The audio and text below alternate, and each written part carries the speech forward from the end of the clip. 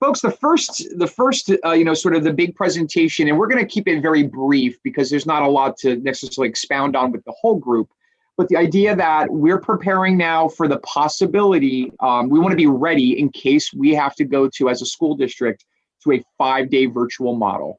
The understanding being that might be for a day, 3 days, a week, or more, right? So administratively, we worked through what that might look like, and we worked at the building level to create that.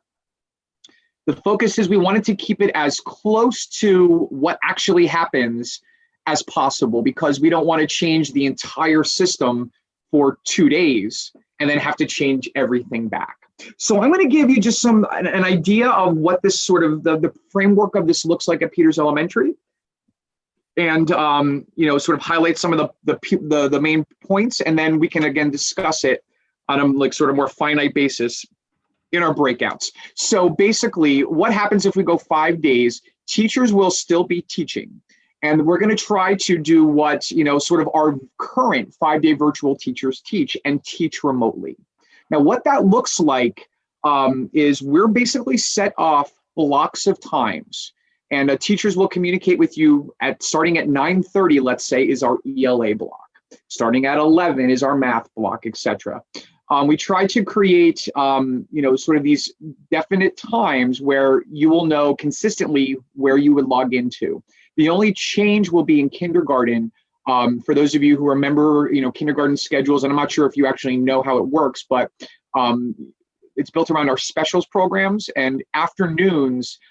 First and second grade has specials. Kindergarten has them both in the morning and the afternoon. So we had to create 2 different schedules for that. But here's the idea. We'll give you a login time, and that teacher will basically give that direct instruction. What that looks like, it's not going to be a 7-hour school day. My goodness. But we've been working with I4TL, the Institute for Teaching and Learning, to sort of hone our virtual practices. And right now, what you're getting at Peters Elementary School on your virtual days are those small bits of 4 minutes, 7 minutes, 9 minutes of a phonics lesson, a spelling lesson, a math instruction. And the idea is developmentally with 5, 6, and 7-year-olds, doing a 30-minute lesson or a 50-minute lesson where you might get away with that, and not really get away with, but you'd be successful with that at the high school level, at the middle school level. With a 5-year-old, for those of us who remember having 5-year-olds or have them now, you realize that's a model built on, it's not going to be successful. So the idea is the teacher will log in, give that direct instruction, have a chance to meet with the students, and then give them, activities and reinforcement, and be able to meet with them if they don't need the help, or if they do need the help, within that time frame. My estimate is likely the direct instruction is anywhere between, let's say, 10 minutes and 20, 25 minutes. Maybe a second grade math lesson where they're practicing, the reasons behind a procedure or something. The fluency part of that lesson might take a little bit longer.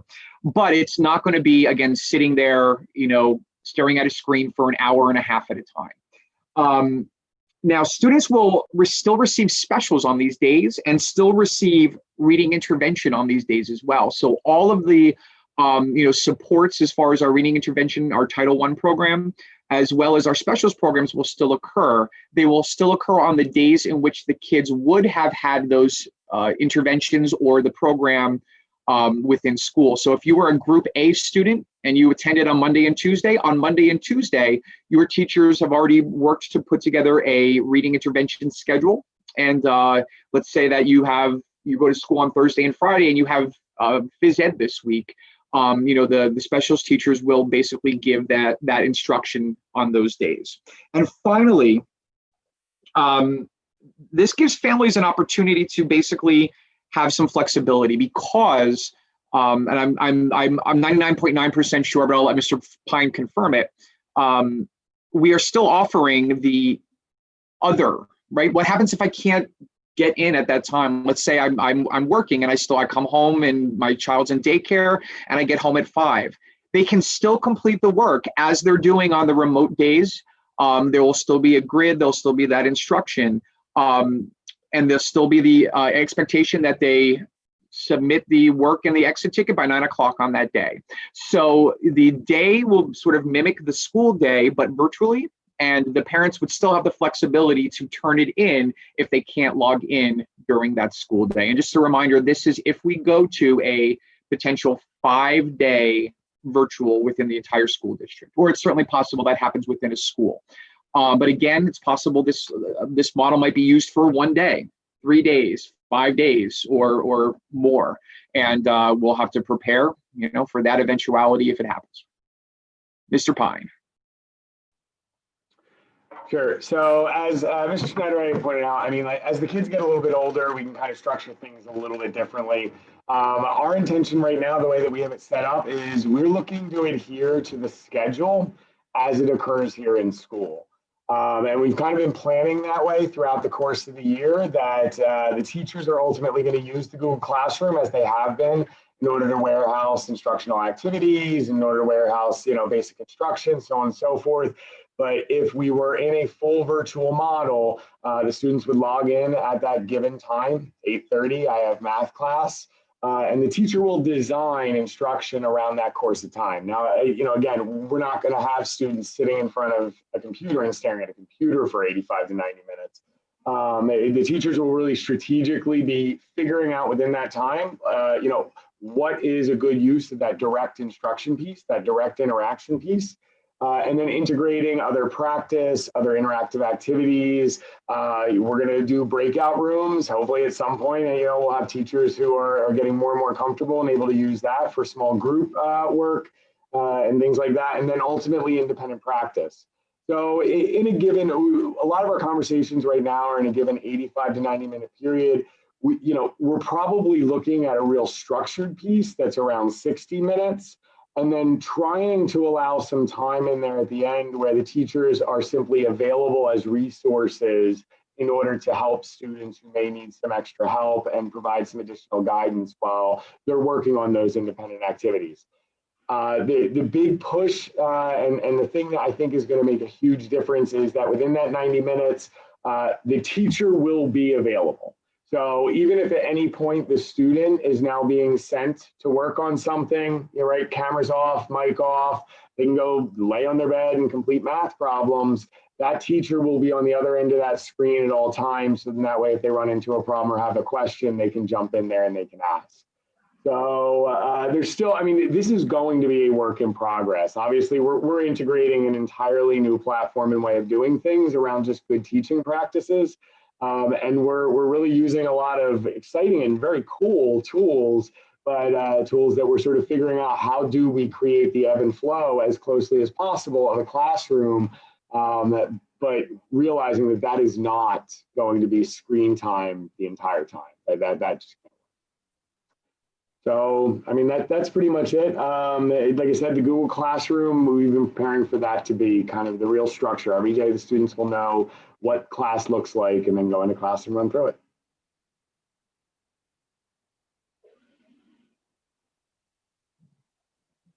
All right. So I am picking up, that's right, I'm first on this one. We were trying to build in times for me to do these lists. That's right. So yeah, the streaming models. So the next thing that Schnyderite and I wanted to talk about was streaming models as we come back from Thanksgiving. So I'm sure a lot of you have heard Mr. Link and others talk at this point about the fact that, we've now secured a lot of the equipment that we need. We're getting the teachers trained up and familiar and acclimated to using that equipment.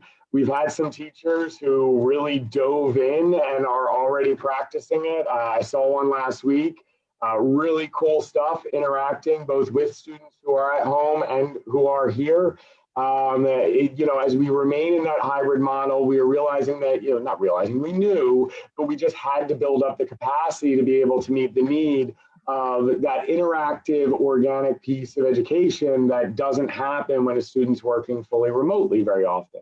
And so we are looking, when we come back from Thanksgiving, to have all teachers doing some sort of touch point. And I know it's going to be a little bit different between Peters and Slatington during the course of that day.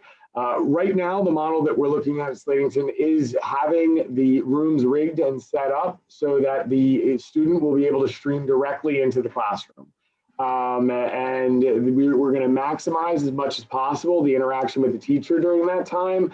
But the real benefit that we see is while the teachers have been doing a great job of creating all of this like very nice polished content and these very nice videos and interactive ed puzzles and things like that. But there is something about the organic nature of learning and the give and take of questions and answers, and small tangents that build connections that can't happen in a recorded session. So we are going to be setting it up so that students will be able to zoom in. As it has already been, the Google Classroom structure and the content within it has been mirroring what's been happening in Classroom. So if you're in on Thursday, you're out on Thursday, you're getting access to instruction and activities that are parallel. But now the teacher will be walking all students through it who come into that live session as they're doing it. And again, the real benefit we see here is the ability to answer questions, the ability to, get that timely feedback that, it's difficult when there are days and hours sort of separating. So that's kind of what we're seeing as a real strength of that.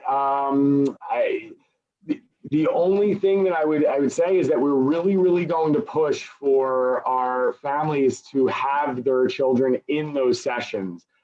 We do also know that's not possible though. So we will be recording and then posting them so that, there's a second shift. That may not be at 9:30 if class ends at 9:30. Right now, we're anticipating that could be as late as the end of the day because those recordings then have to be downloaded off of Zoom and sort of saved or off of Google Meet and then have to be uploaded and presented into the Google Classroom. So it seems like it will really be kind of two shifts, the students who are working from 8 to 3 and then when we can promise that everything will be up there for students who can't do that, for everything to be available for them to complete their learning from 3 until 9 in that sort of second shift. I think that's everything. Mr. Schnyderite. So right now our meeting is 17 minutes old and we're probably already as adults. I mean, I'm 25 years old and I'm sure everybody in this meeting is 25 or 26 and we're probably all getting a little fuzzy, right? Because we sit in front of a computer screen. One of the biggest challenges that in going into planning this model for a 5-year-old, a 6-year-old, and a 7-year-old are the comments that are coming from the parents, right? And from the community members saying, how do I get my child to sit down for an extended period of time? In developing the model for Peters Elementary School, our focus was developmental, right? The general rule I was once told, and I'm not sure if this is some scientific thing, but for the amount of years you're alive is the amount of time you can sit and keep your composure. So a 5-year-old can sit for 5 minutes, a 7-year-old for 7 minutes. I'm sure parents of 5, 6, and 7-year-olds are probably like, that's not even close because it's probably like half of that or divided by something, right? So as we're looking at building this model, there's a couple of things that are going to be greatly different than the middle school, high school, and the Slatington Elementary School model. In Mr. Pyne's model, they're turning on the cameras, they're recording what happens, and then they're putting up the videos. We're not going to do that. What we like, let me tell you, I'm not sure if there's any Peters Elementary School teachers on here, but I could not be more proud of the product. I literally tell them I sit on the weekends and watch their videos. Not because I need to know what a blend is, but because I just love to watch them teach. I think that if you look at what other schools are doing as far as the instruction that we're providing, even virtually, even recorded, is top notch. We're going to now add to that, but in a different way. Here's what the model is based around. We will be live streaming the direct portion of that lesson. It might be the equivalent of that 10-minute video or that 15-minute portion of that lesson, but it's not going to be turn on the computer at 9:30 and then I'm going to leave it on for an hour and a half and then the children at home just get to sit there and watch what goes on. The idea behind that, and I'm sure you understand this, part of the magic that happens at Peters is because of the teachers, right? And what they said to me, and I 100% understand, they believe with the 5, 6, and 7-year-old that the 100% focus of what they need to do has to be with the kids in front of them. And again, if you sit with your single child or your 2 or 3, children running around in that general age limit, the challenges of doing something for an extended period of time with those groups. Their focus is on that group. So if your child comes to school on Monday and Tuesday, your child and the rest of the children in that classroom will be the focus. But we're adding that flexibility of giving parents the opportunity to have kids watch that live magic happen instead of the recorded magic. Now, my anticipation of what we've talked to the teachers, they'll log in, there'll be a certain time at the day, at the beginning of the ELA lesson, the beginning of the math lesson, or the beginning of the core reading instruction.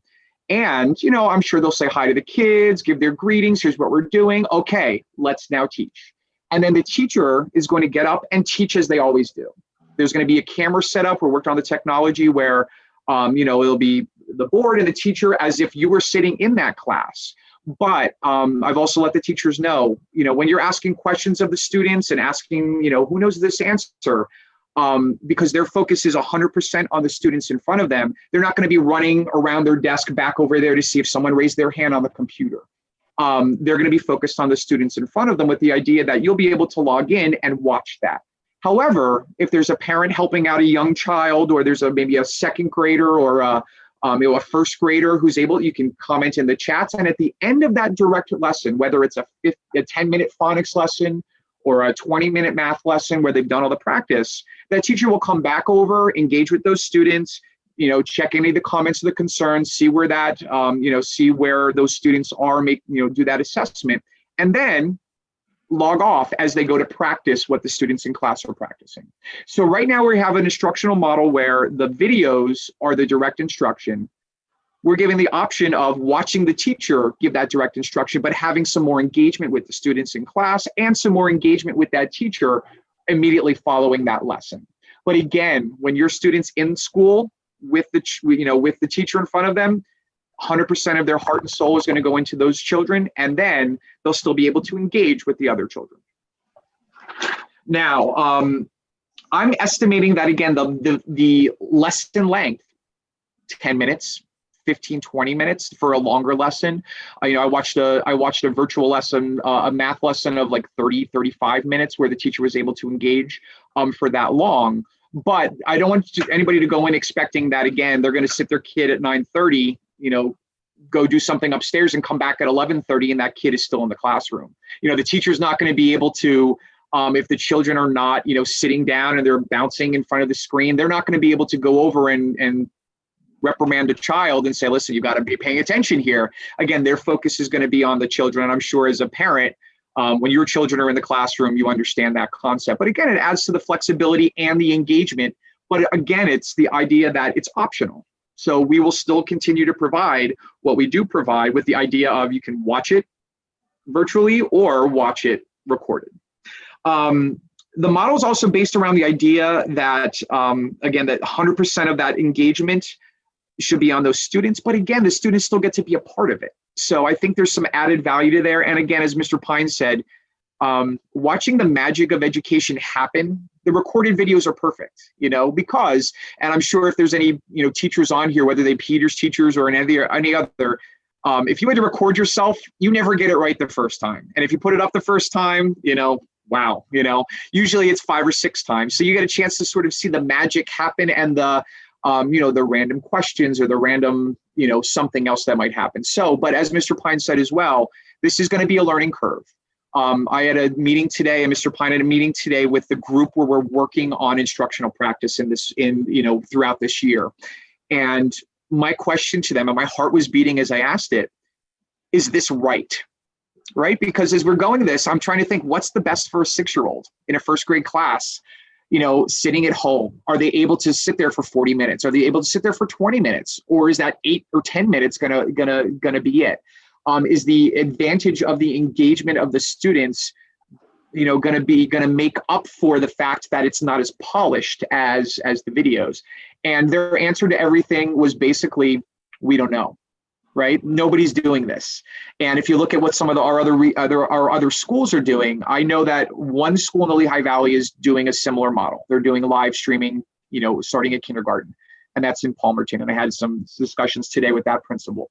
But where my kids go to school in Nazareth, Parkland, Northampton, they're not doing this. Allentown, Bethlehem's not doing this. Northwestern Lehigh, I had a conversation with that principal. They're doing something, but they're not actually giving the direct instruction. It's just basically a morning meeting and an afternoon meeting and a Hegarty phonemic awareness lesson with no extra engagement. So again, even if this model isn't exactly what a classroom is, I still think it's the best thing going, especially with the Peters teachers. So finally, I wrote notes to make sure I didn't forget anything.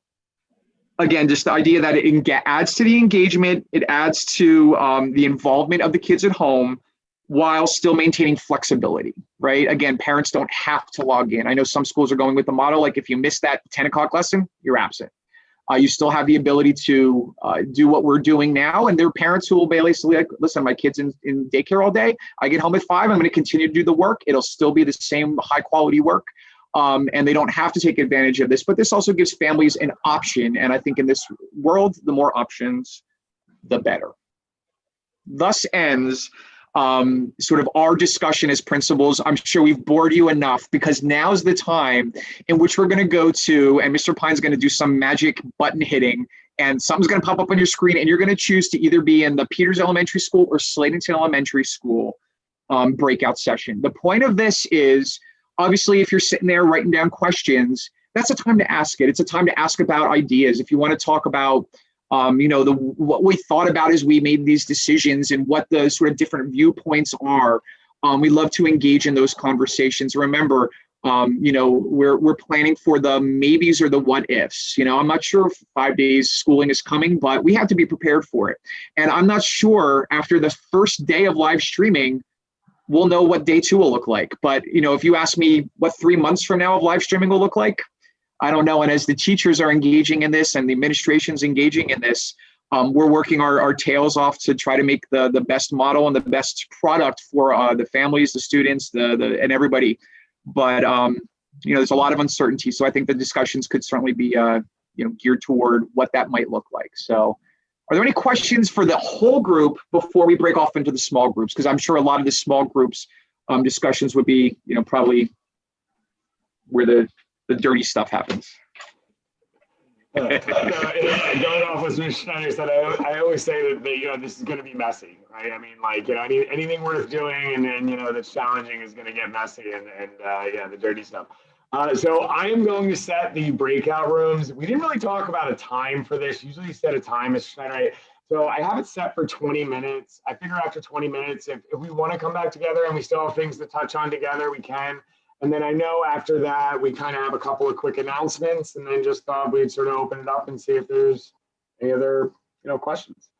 So I'm going to hit open all rooms. I've never done this before, but I'm assuming it's going to give you the option. Peters Elementary. Cross your fingers, everybody. Elementary. And if it doesn't, then we'll come back in and I'll manually assign them like I was supposed to in the first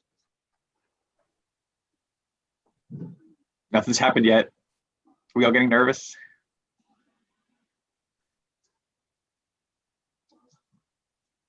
And again, that's okay. While he's playing with this, just to let you all know, again, there is another agenda item at the end. So again, 20 minutes. If you feel that 20 minutes wasn't enough, I'm always happy to stay on after and have any discussions. And of course, I've had a lot of discussions with many of you, and I'm always willing to just have a phone call. So obviously we're all available.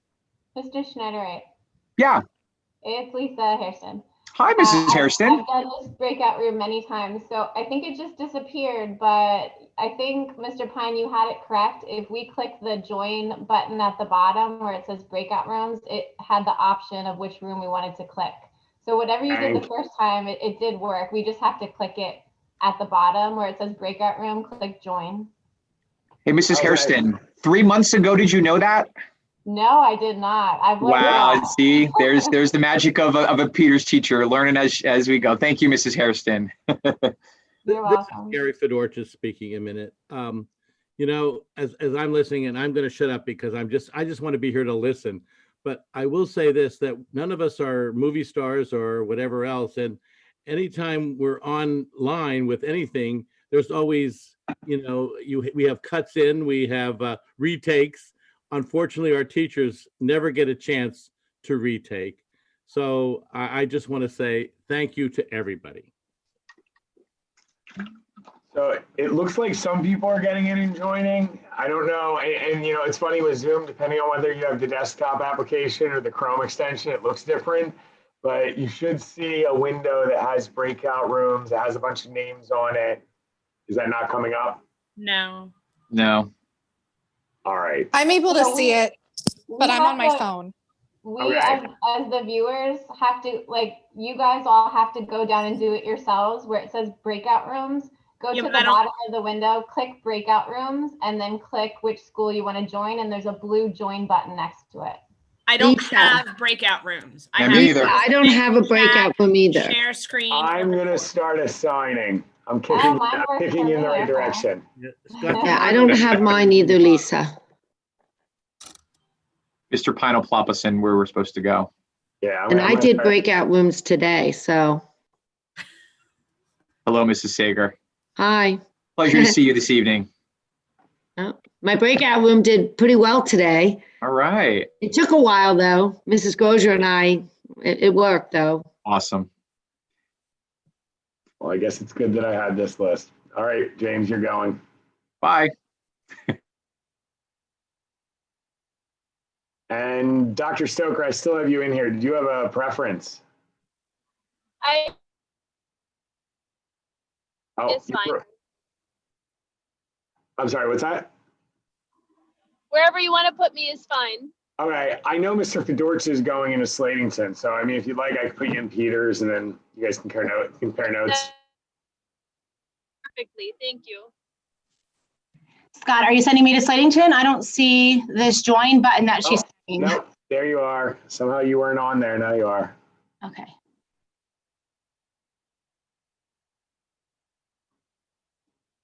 Okay, all right, go ahead, Mr. Pyne. so that when I say messy, that's what I mean. Trying a new thing and not necessarily knowing how the user end is always going to look and relying on feedback. So I have to really appreciate Ms. Hairston's jump in there. So yeah, I mean, really honestly, the purpose of this at this point is whether or not you have any questions or sort of thoughts related to those topics. And I realize those are probably, in the forefront of our minds because either way they're imminent, right? I mean, either way we're going to be imminently working through the streaming process in the hybrid model, or we're going to be imminently, working through full virtual learning. One of those things is happening on the other end of Thanksgiving. So, I mean, does anyone have any thoughts or considerations or sort of questions in terms of, what the thought process is in the way that we're looking to do things at Slatington Elementary? And let me say this too, and I think Mr. Schnyderite may have said it earlier, this is very much a work in progress. We're going right now with the best guidance we have and, with our best observations and feedback in regards to what's been missing and, what students are needing. And so we want to continue that conversation. Well, my son is in the 5-day virtual, so that is phenomenal. He's doing a great job, and that's attributed to the teachers and how organized it is. And I'll say the same for my son at Peters. So a couple things I wondered, will that stay the same regardless for those kids? Yeah, so it was designed that way from the beginning of the year. The anticipation was that by setting up that schedule and setting up those teacher assignments, that we would be able to flex all the way from fully in school to that sort of 5-day virtual model. So teacher assignments should stay the same. We've been fortunate that we've been able to remain relatively balanced in class sizes and things of that nature. And then if there's a miracle and in April schools are fully open again, they're all able to now come in and sort of have a schedule. I have a schedule built here for them, integrated with all the other schedules. But yeah, for right now, if we were to go fully virtual, they would continue to adhere to their schedule as they already do. And really what it would be is anyone who's not fully virtual right now would be shifting into what it looks like for them. You know what I mean? It's sort of how things are being run for the 5-day virtual students. Okay, and then I think you kind of answered my other question there. If we were to go on the flip end and school was to reopen, are you saying that this option for those that chose the 5-day virtual will no longer be an option? So I certainly can't answer that and couldn't answer that now. I mean, I foresee that there's a time in the future where, you know, schools are restored to in-person instruction. You know, but we've still also had a lot of conversations about the fact that, you know, I don't know. I mean, there are schools and there are districts around the country, and the consultants we're working with, some of them either work with or directly run some of those schools that select to have hybrid models, select to have sort of virtual instruction components in place. We haven't really talked that far into the future, but I think, you know, knowing how we've made decisions up to and through this point, it has consistently been with the safety of our students, staff, faculty in mind. So that conversation, I would certainly be predicated with many, many sort of steps and events that would lead to sort of a de-escalation of, you know, all of this, of you know, all the safety issues and all the health issues. So yeah, I can't speak to when that time comes, because to be honest, for me, if I was looking at a crystal ball, I don't see that being part of our imminent planning. You know what I mean? Right now, this is something we are still thinking we need to get better at, because we're going to be working this way for long enough that, you know, we can't just let it go. We have to keep getting good at this. Okay, and I only ask because and I know many other of the parents that I have spoken to, we chose this because of health issues that my son does have, and being exposed in any means this year is just not going to happen. So we were so grateful that you went from just offering Bulldog Academy to this, because we were going to enroll in cyber, which was not what I wanted, because we just moved here 5 years ago and we chose Northern Lehigh specifically. And so I hate to pull them out. And I guess that's just my type A thinking ahead, that I know next year's a whole different ballgame and who knows what that would look like, but both of my boys are up and running in this, and I would hate for like last quarter for it to just be pulled away and then have to figure out what to do. Absolutely. Yeah. And honestly, I mean, we knew that was a priority too, coming out of the spring, you know, knowing what we know about cyber charters, and not to say anything negative about any school system, but, you know, we knew that as we got good at this, that we could do this better and we can support our families and students better. And I appreciate you having the faith in us to, you know, jump in right at the get-go. And, you know, I will say on a personal level, both of my daughters are in virtual instruction because I have family members in my household that have pre-existing health conditions as well. I understand that's a personal decision. And I think that you know, all levels of administration, the school board understood that. And that was, you know, why we really wanted to develop these options and make them as good as we could. So yeah, I will say, I mean, just for everyone here, I am very proud of what's been accomplished within the 5-day virtual. You know, yeah, it's impressive. And I will say, I work in a cyber school.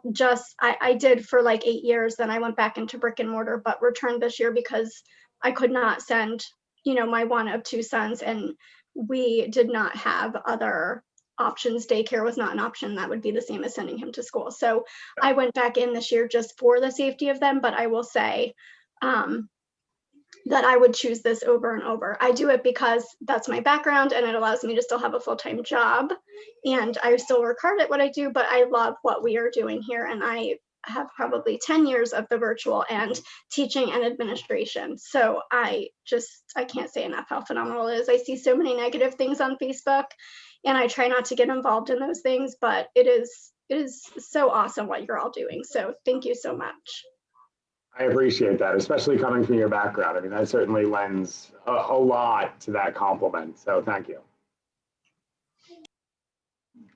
Other thoughts, questions, concerns? I mean, we can talk about other things. I'm not trying to restrict the conversation. It's just like I said, I definitely wanted to make sure, because I think a lot of the questions and concerns and thoughts that you have and a lot of the dialogue that we might be able to have is probably it's, a microcosm of a lot of conversations that I've been having on small levels, but that I think a lot of people would just benefit from hearing from.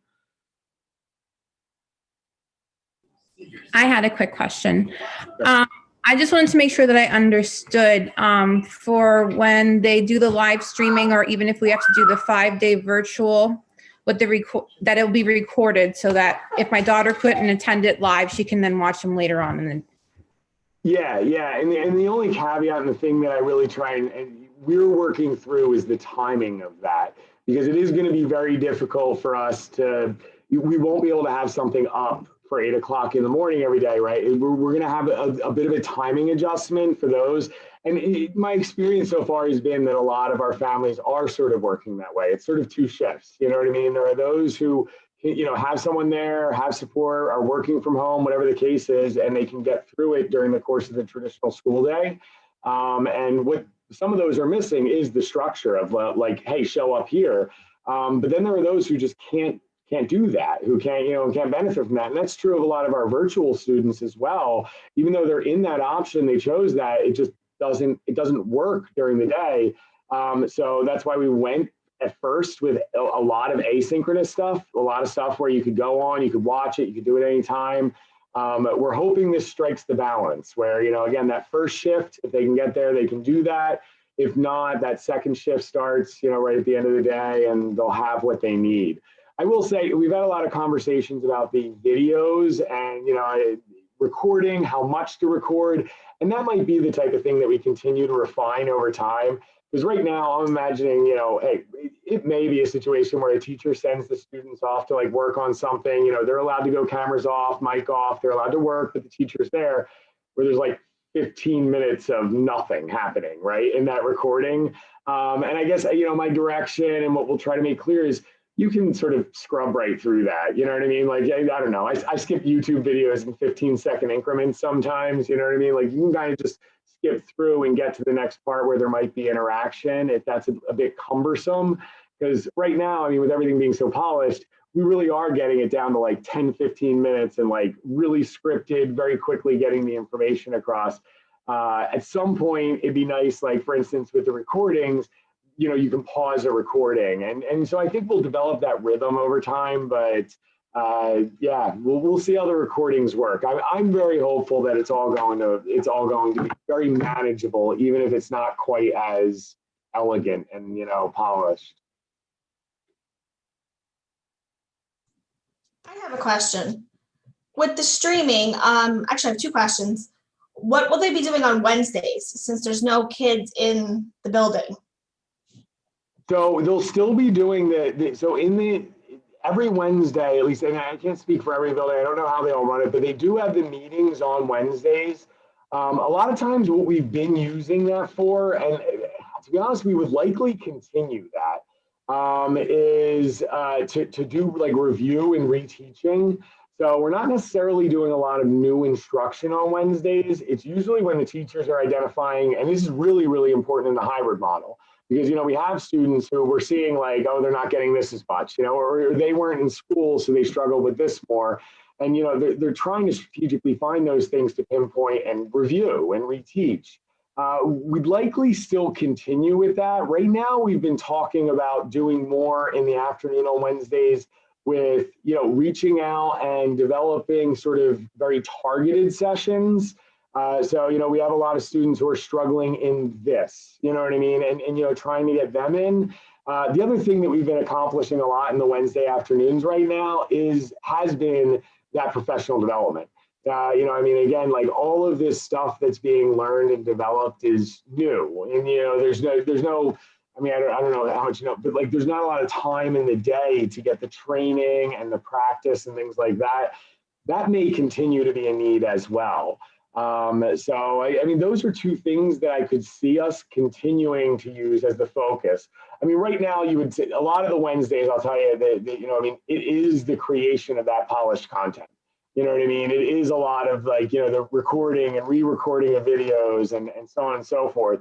Obviously that would go away, but then it opens up the ability for us to fill other needs. So I don't have the absolute answer. Those Wednesdays have been evolving, and they probably will continue to evolve. We wanted to make sure, like I said, that some part of that Wednesday was that reteaching component, but then, you know, it also has served for us to be able to fill a lot of other needs. I promise, nobody's sitting around doing nothing on a Wednesday. They're a nightmare. They're the worst day of the week here. I mean, for me, and I know for a lot of the teachers, they're like one of the most stressful days of the week. Will specials then stay just while they're in school? Yeah, so that's a good question. We really thought about this, and obviously we could have extended it over. You know, in some ways we thought the 40 minutes that they would have that when they're in school on the days that, you know, aren't typically, they're in school day now, you know, and I think that's okay for them to have a little bit of extra time, right? For them to have some time to review some things. You know, we have students who aren't necessarily always finishing things on time. So we didn't really feel like we had to like jam that in just because we're doing streaming. And on top of that, it just seemed, especially coming from the spring, that it was an additional stressor that, you know, we didn't want to necessarily have to revisit that. And right now with the rotating schedules and, you know, are they in art now and so on and so forth, it seems best to keep that in school while we're in the hybrid model. When we move to the virtual model, if we move to the virtual model, then that's probably still an unanswered question. I still would like to keep it in line and similar to what we're doing now. And I think that's been our goal all along. You know, seeing how difficult transitions were in the spring, because it's a difficult transition, moving in and out of the building and so on and so forth. The more we could do to make each of those potentialities look similar, my assumption was the better off we are, right? So if we're out for 2 weeks, it looks like we're in school, they come back in, easier transition. If we're out for an extended period of time, as much as it looks like school, that's already what they have sort of embedded. That's what they know. So yeah, that was a really long answer to a really simple question. I apologize.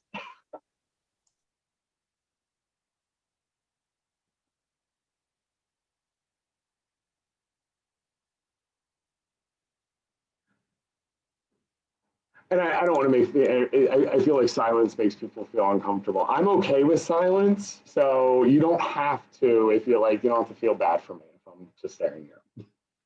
I do have one other question, maybe more general, not just specific to if this all changes, but we have a lot of trouble, and at first I thought it was something here, we got like higher internet, when classes are in Zoom for some reason versus the Google.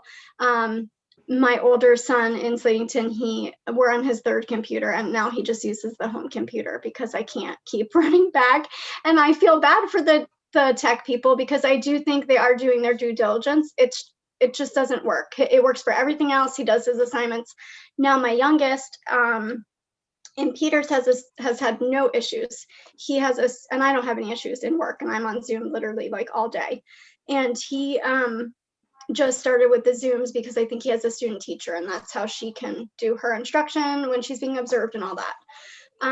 And now his computer crashes like every single day as soon as they app share. So that happened to my older son in the spring in third grade when they were doing Zoom, and Peters wasn't really doing Zoom as often. And my older son my youngest was using our home device, but Brady had the Chromebook. And so I'm just a little bit nervous now if we move to that and all the kids are on Chromebooks in the school network, is that going to be, because then what happens really is they miss that instruction, and then we're trying to figure out to scramble what they missed, or bugging the teacher 100 times about what we should do now. So that was one thing I thought maybe we could talk about or have further direction on. Yeah, no, I mean, that's honestly, that's really good feedback. And I don't use Zoom enough to really know that. I'm trying to relearn it because I do have a number of teachers doing it. I'll tell you, here's sort of the divide between the two, I think in particular. Oh, are we about to get kicked out already? Well, that went fast. I'll try and do this in 55 seconds. So the divide is that, I mean, honestly, I see it. Zoom has a lot of cool functions like this, like the breakout rooms that sort of run a little bit more smoothly than the extensions do in Meet. And so I think that's why some teachers opt for it, especially as they're trying to figure out like creative ways to engage students and like create those learning opportunities. At least that's from the conversations I have with them.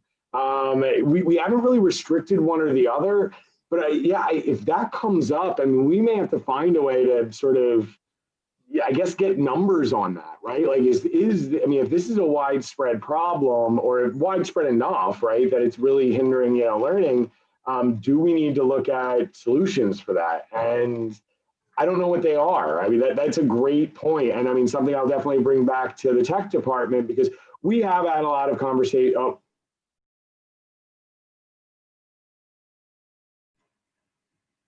Well, we're back. Sorry about that, but let me just finish up really quick with my group. We have had a lot of conversations about Zoom versus Meet, and obviously we're using Google applications for the vast majority of our things. But yeah, I mean, please keep that feedback coming in Zoom if there's a lot of connection issues, especially if we were to go widely virtual or with all the streaming, we may need to know that. Okay, thank you. Sure. I had just one quick comment on that, just for not that it's the best solution, but a quick fix is that the Zoom would be recorded. So eventually it will be posted. Like today, I recorded the Zoom. The kids were there and we weren't glitching today, but I did notice the more students that are on Zoom, it does glitch. The kids will often type in the chat, it's glitching, there's a big lag here. So the more students that log on, it seems to me there is more of a lag in Zoom. And Wednesdays are the worst for that, actually. So I don't know if that's because everyone in the building is on at the same time, or I don't know. But luckily, I mean, it will be recorded and posted. So if they feel like they missed something, they'll be able to watch it back. So yeah, thank you for that. Yeah, we'll talk to the tech department and see if they have any sort of theories on that or any workarounds or solutions. All right, so I just want to go over real quick. We do have some additional upcoming opportunities for parents. We've been trying to advertise these out. If anyone has any ideas on how we can kind of continue to get message out, I'm trying to push as many things out through newsletters. I know Mr. Schnyderite does as well, and social media. But upcoming tomorrow, Mrs. Bile, who's the emotional support teacher here at Slatington Elementary School, she's going to be running a workshop for parents called Supporting Your Child in the Online Environment. That's going to be at 6 p.m. tomorrow. If you didn't see anything about that and you're interested, by all means, shoot me an email. When I send out the link and all the information for that tomorrow, I will definitely send it out to you. Yeah, grandparents, anyone can sign up for that. Anyone who's working with students and needs to, sort of figure this whole thing out. That's really the purpose of it. That's going to be run a little bit differently. Mrs. Bile is basically going to present. She's going to present in segments, and I'm going to kind of sort of moderate questions in between. So I'll be keeping an eye on the chat and then, sort of feeding her the questions, just kind of streamline that. That's something we're actually, so these meetings are obviously a little messier. That's something we're trying to kind of keep very streamlined and clean. So that way we can put it out and parents can access it, or grandparents, caretakers, any family member, in order to make sure that, if they need help, they have a resource. And really what that's going to be about is things, everything from the basics of setting up a schedule, a place for children to learn, why some of those things matter. Because, sometimes we may not realize that there are real scientific, educationally based reasons why those things really do work. And everything down on into how to create sort of incentivized structure systems and positive behavior support systems. In order to, and I know some people don't always agree, like rewarding students for things that they should do, but it works. It really does change behavior, and especially when it's done strategically. And nobody does that better, in my experience, than Mrs. Bile. She's very, very good at it. So that's tomorrow. Let me know if you're interested, and I'll absolutely get that out to you. And then Ms. Schnyderite had sort of put together, did you want me to describe these, or are you going to kind of go over? I know you had originally gotten in contact with the CHC to get us a couple more in the beginning of December. Yeah, I can go over it. Mr. Pyne and I, we have a group called the Center for Humanistic Change. That's one of our district partners. And we're looking at the week following Thanksgiving on December, I believe it's 2nd and 3rd. Peters on the Wednesday and Slatington on the Thursday. Some of the specialists there are going to be putting together something that they called parenting in a pandemic, and the idea of how parents can work with their children and address anything from instructional to, just some mental health challenges that are at home. They might actually touch on some of the things that Mrs. Bile and Mr. Pyne are going to look at for this upcoming Wednesday. And in talking to them, they said a lot of times, even though they're not within the school district, it gives parents a chance to sort of learn that, wow, somebody else is facing the same struggles we are. And I'll tell you, both Mr. Pyne and I are parents, and sometimes we talk about school and what we're doing and our curriculum, and and sometimes we're just like, oh, it's tough to be a parent in a pandemic. So and knowing that there's a support base for that. So probably the messages regarding that one and how that'll work will be coming out hopefully at the end of this week. We're still waiting to hear back from the group to get some of that information collaborated, but. The last part of our sort of parent engagement meeting this evening and the family engagement meeting is to number one, give a Q&A time, but also, if there's some specific need, Mr. Pyne is put together this great seminar on sort of creating this home education environment. We're working with outside groups to, work on some of the things that parents are facing in the pandemic. If there's a need that a parent or a group of parents or the community needs that we can try to put together, we'd love to hear it, from you. This way we can, sort of have some focus on looking to put some more sessions together for everybody. So at this time, Q&A, if you want to talk about some parental concerns or needs, we can take a look at, taking some notes and putting those together. And I know, Mr. Pyne, Mrs. Kern said she's got a question for you. So great. Mine is just specific to and unique to my situation with Porter, which I don't mind discussing now real quick, is if they were to go all virtual, he is still in Mrs. Bachman's science class where the rest of the virtual kids are in social studies. Will he be able to still do the virtual science and that not interfere with his ELA and math? Yes, and honestly, so without getting into too much of the specifics, there are a couple of students who have been in a situation like this where, and this only applies to sixth grade. It's the only place where sixth grade, because of the way it's structured this year, if the students were in a class, they're in that for the semester when it comes to science or social studies. And we did that actually, Mrs. Kern, because he had already had half of it. And honestly, if we went fully virtual or anticipating that we were moving towards streaming, that he would be able to get that access and finish out that science curriculum. So yeah, he should be able to continue to do things as he is. And I'll double check that for you and get in touch. But everything we've been doing is to try to keep things so that as we move in and out, it's as smooth as possible. Perfect. And then if we would choose to keep him in virtual for the rest of the year, then would he do social studies asynchronous the way he is doing science for the second half? So yeah, so the students who were originally signed into the virtual classes in sixth grade, who are now currently in social studies, who are currently in social studies. So he would be able to shift into a social studies class in the spring. Yeah. Does that answer that? You did. Perfect. And that's all. I guess that was my biggest concern. If there is this switch for, like in my situation, because Porter had to switch, what would happen to him? I just didn't want him to get lost, because I know I greatly appreciate, the quick change around time that everybody put in. It just, some of those little glitches in time scheduling and figuring out the encore schedules and all of that was a little rough from day to day, but I think right now we are on a good path. And I know everybody's been working really hard, and I greatly appreciate all the effort. Yeah, thanks. And I'll own that, honestly. The sixth grade, because we're down to 4 teachers in sixth grade, and it's a structural issue. That's the one place where, it was a challenge shifting kids mid-semester. Yeah. All right. Any other questions regarding anything that went on tonight, or any, again, some concerns that you want to make us aware of just as a group that we can take a look at in the future? regarding what Mr. Pyne said about, getting the word out and things, I just wanted to say, on behalf of the PTO, if you would like us to share information, we are always very willing to share it. I'm just never sure exactly like what needs to be shared. That the other thing is, there are a couple local Facebook pages that the second the PTO shares something on those pages, people are suddenly being tagged and friends are tagging their friends.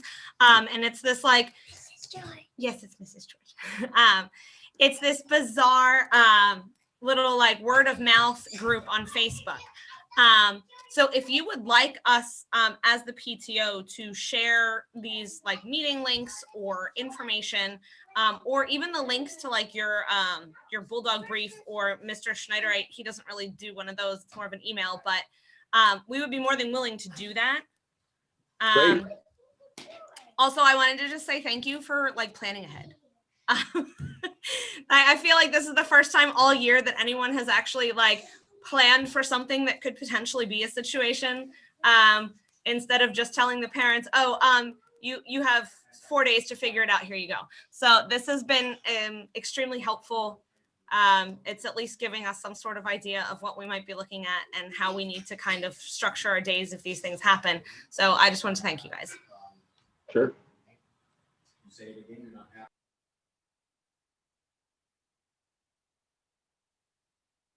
Yeah.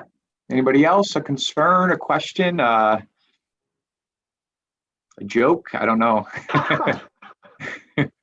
Oh, Henry. You see Mrs. George? Hi, Mrs. George. So, Mr. Schnyderite. Oh, I'm sorry. If I can just add something that, listening to the conversation tonight, there are certainly things from the end user perspective, the parent side of things, the family side of things that, I don't think we necessarily know about or think about, like you had talked about schedules and trying to feed, multiple children and figure out the breaks and when they log in and things of that nature. So, please continue to share your feedback with us as much as we can try to think through, any scenario or plan for any educational mode, which, we've been doing since March 13th and trying to get that information out to everybody. It's very helpful for us to see the end user perspective so we know how we can continue to make things better for families. So thank you for that. Thanks, Dr. Stoker. Thank you. I agree. We try to think about everything. I thought of everything because that's all I've done for the last month is think about these things. And then it's like, what about lunch schedule? I'm like, oh, I didn't think about that. We planned with the idea of flexibility in mind, but didn't actually look at how they interacted there. That's actually, to be honest, Katya, that's a conversation that once I have it with you and figure out what it looks like K to 2, you might want to take it to Mr. Pyne and see what that looks like for 4th grade, and then sort of, and take a look. And even if, to be honest, Aaron should be home making lunches for everybody, I think, which you should make him do. All right. Now, of course, folks, Mr. Pyne and I'll stay on for a couple more minutes. If you want to, chat. I know, Katya, we were going to sort of finish up a conversation there. We can do that. I'm not sure if you wanted to do a different meeting or you wanted to just sort of wait till everybody goes, or, obviously it's more of an individual discussion rather than a good group discussion. But is there anything else for the good of the group before we say sayonara and farewell? I would just like to add thank you to our principals, to Mr. Schnyderite and Mr. Pyne. You put a lot of work into, the possibility of us going into a fully virtual model and what that may look like. And even the videos that we're looking to get out and the training sessions to the families as part of the feedback that they had given us previously. So I just want to say thank you for your work. Thank you. Thanks. All right. Well, again, Mr. Pyne and I will stay on for a couple minutes, and then if you've got nothing else to share, you're not that you had to stay, it's but you're certainly free to go. Have a great night, everybody. Have a great Aaron, night. gotta learn how to make lunch for mom and your sister.